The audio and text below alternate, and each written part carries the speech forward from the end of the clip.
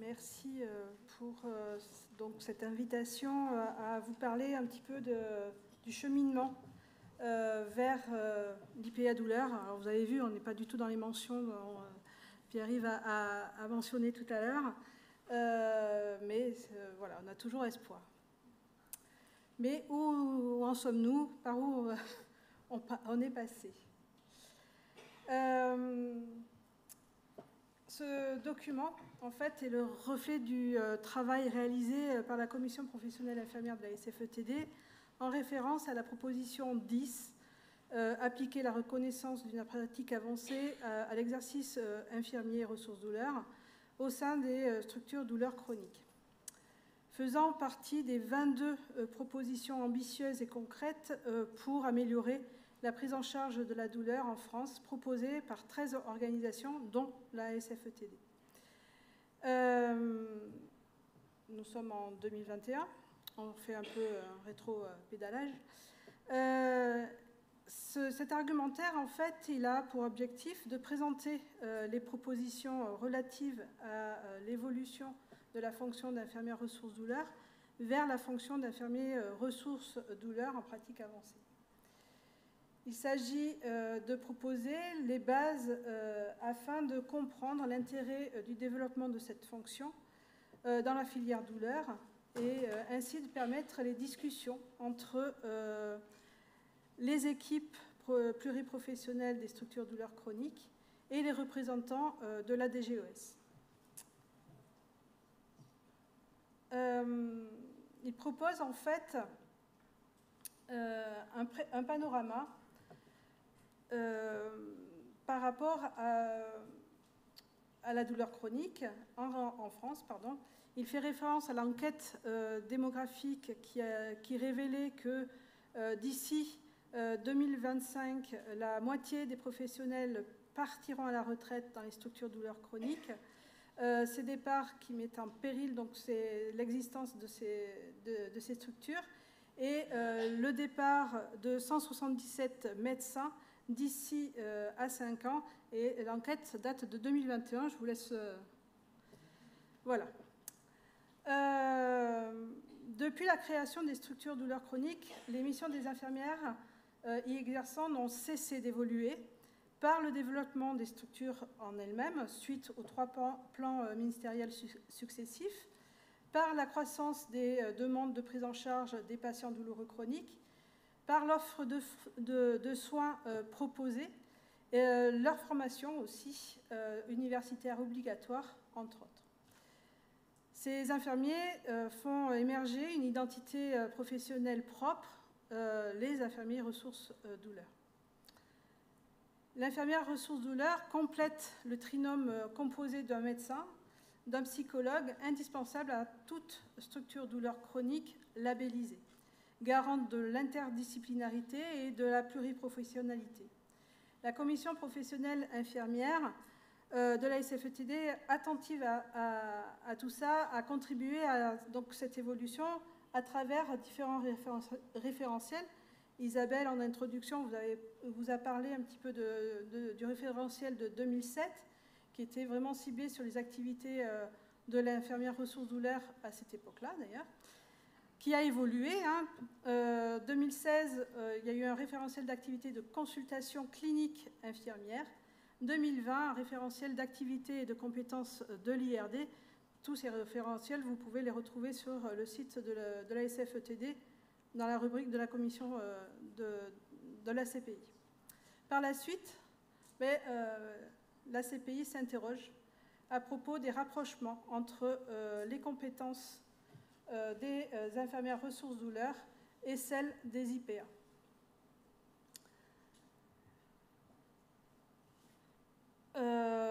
Pardon, excusez-moi, je reviens, je vais trop vite. Excusez-moi. Cet argumentaire, en fait, est remis à Madame Vitou, que vous avez vu ce matin, lors du congrès de la SFETD à Montpellier en novembre 2021. Et à ce même congrès, Madame Vitou évoque la création d'un nouveau domaine et d'un référentiel, puis dans les deux années à venir de formation conduirait à disposer des premières IPA dans le domaine en 2025-2026. 2025, c'est bientôt. Cependant, le rapport IGAS, donc l'inspection générale des affaires sociales, a ouvert donc son rapport en 2022, en janvier 2022, et vous avez vu, hein, il n'y a plus, depuis la dernière mention des urgences, il n'y a pas d'autre mention IPA qui est apparue. Donc voilà où nous en sommes à ce moment-là. Donc, en avril 2022, Madame Vitou contacte la CPI et nous propose d'échanger au sujet des protocoles de coopération qui pourraient s'envisager comme une solution dans l'attente d'une reprise des travaux sur les IPA douleur.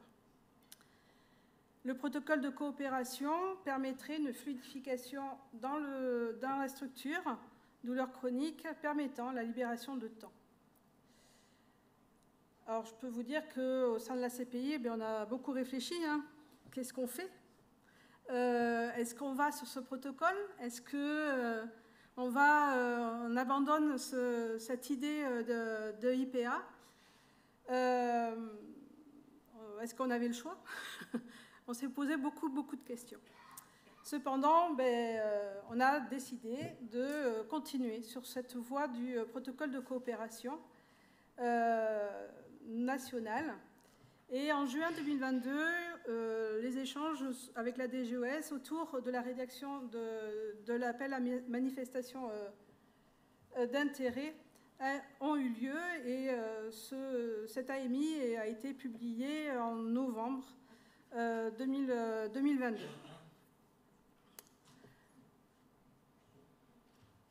Lors de la table ronde nationale du 18 octobre 2022, en présence de Mme Agnès Firmin-Lebaudot, qui était ministre de la Santé à l'époque, faisait mention donc de ce protocole à destination des 245 structures de prise en charge de la douleur, donc initié avec la SFETD, et puis qui permettrait donc d'augmenter le nombre de patients pris en charge dans les structures, de reconnaître l'expertise des infirmiers, ressources douleurs, exerçant dans ces structures, et puis bien sûr déjà titulaires d'un diplôme universitaire, en étendant et en sécurisant leur intervention auprès des patients. Alors, qu'est-ce que c'est qu'un protocole de coopération? Donc, je vais dans l'autre sens. Ce n'est pas IPA. Donc, c'est régi par l'article 51 de la loi HPST de 2009 qui permet la mise en place à titre dérogatoire et à l'initiative des professionnels sur le terrain de transfert d'actes ou d'activités de soins et de réorganisation des modes d'intervention auprès des patients. En écoutant ce matin le protocole par rapport aux urgences en ORL, je me suis dit, c'est ça en fait, c'est aussi un protocole, enfin, c'est un protocole de coopération. Bon, certes, peut-être pas à ce point-là, mais c'est un genre de protocole de coopération. Donc, c'est délégation d'actes médicaux aux infirmiers sous certaines conditions de formation et d'organisation. Les protocoles de coopération peuvent être établis au niveau national, mais aussi au niveau local. Comme vous l'a dit, on vous l'a dit un peu plus tôt, voilà, il y a le délégant, le médecin, et puis il y a une notion de délégué, l'infirmier. Alors, les enjeux pour...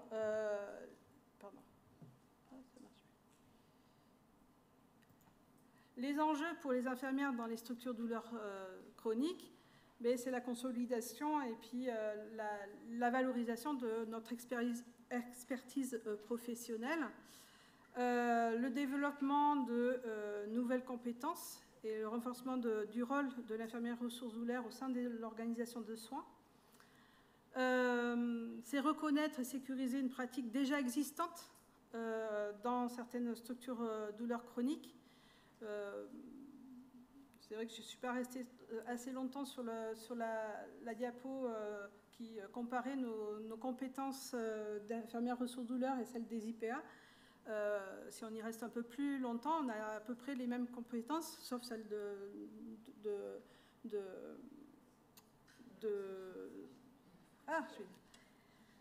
prescription, merci. Donc voilà, c'est vraiment... et puis, la prime coopération de 100 € par mois pour les professionnels paramédicaux dans le public engagés dans ce protocole. Pour les médecins, l'enjeu, c'est de libérer du temps médical au profit de l'évaluation et la mise en place de traitements pour de nouveaux patients et pour assurer les suivis complexes. Un exemple, moi, dans ma structure, il y a 2 médecins qui vont partir. Il y en a 2 autres qui ne sont pas à temps plein. Hein. Vous savez bien que dans les structures de douleur, malheureusement, il n'y a pas beaucoup de médecins à temps plein, c'est beaucoup de temps partagé. Et c'est le cas dans ma structure. Et ça fait pas mal de patients qui vont être sans suivi. Et le protocole pourrait peut-être pallier justement à ces suivis en coopération, bien sûr, avec les médecins. Donc, très attendu ce protocole, mais on va y revenir. Et je ne dois pas être le seul cas. Un enjeu pour les patients, optimiser donc, le parcours du patient en ouvrant donc, des champs des possibles sur les actes, diminuer les délais de prise en charge. Voilà, dans ma structure, de 3 mois, on est en train de passer jusqu'à 6, 8, 9 mois d'attente pour venir à la structure douleur. Offrir donc un suivi un peu plus régulier. Une sécurisation de leur prise en charge et améliorer l'accès aux structures des patients en augmentant le nombre de patients vus pour la première fois par le médecin et grâce à des délais beaucoup plus courts. Donc, le protocole de coopération nationale s'intitule « Prise en charge des patients présentant une douleur chronique par des infirmiers experts douleurs en coopération avec le médecin dans les structures douleurs chroniques labellisées ». Alors, tout ce que je vais vous dire là, à partir de là, c'est beaucoup plus officieux, puisque le protocole, vous allez voir que dans le calendrier, il n'est pas encore validé. Donc, ça a été un travail de longue haleine qui a débuté donc, avec l'AMI en 2022. Et toute l'année de 2023 a été consacrée à la rédaction de ce protocole en coopération avec la DGES, vraiment dans une ambiance très bienveillante. Le protocole est parti à la soumission au niveau de l'HAS. On a eu des retours, des questions de l'HAS en février, avril. Il est parti à des relectures. Et voilà, il est toujours en cours de relecture. J'ai profité de la venue de Madame Vitou pour en discuter un petit peu avec elle tout à l'heure, qui, nous l'espérons, nous annoncera peut-être une bonne nouvelle lors du congrès de la SFETD au mois de novembre. Voilà, et après, ça sera donc la mise en application. Nous l'espérons fortement, mais c'est vrai que c'est assez long. En fait, voilà, ça part à différentes organisations professionnelles et donc pour assurer la validation donc, de ce protocole. Le groupe retenu pour la rédaction donc, de ce protocole, c'est un groupe pluriprofessionnel et multidisciplinaire de la SFETD. Et puis, ça a été aussi des personnes donc, de la CETD de Lille, de Rennes pour tout ce qui est plutôt cancéro, de pédiatrie et puis de Mulhouse. Pour ce qui est du groupe de travail de la SFETD, donc, comme je vous l'ai dit, on l'a voulu pluriprofessionnel et multidisciplinaire. Donc Charlotte en faisait partie pour tout ce qui est pédiatrie et on est tous en fait infirmiers ressources douleurs en structure et puis donc des médecins avec aussi de la pédiatrie.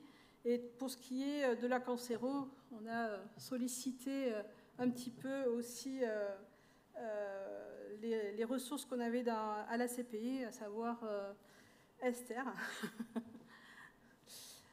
Alors, je vous donne les noms, je vous nomme les dérogations.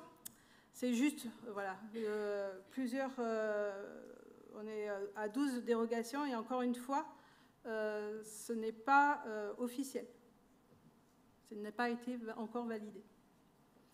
Donc, la dérogation 1, qui ne va certainement pas surprendre les infirmières ressources douleurs qui sont dans la salle, c'est la prescription de location et d'achat du TENS.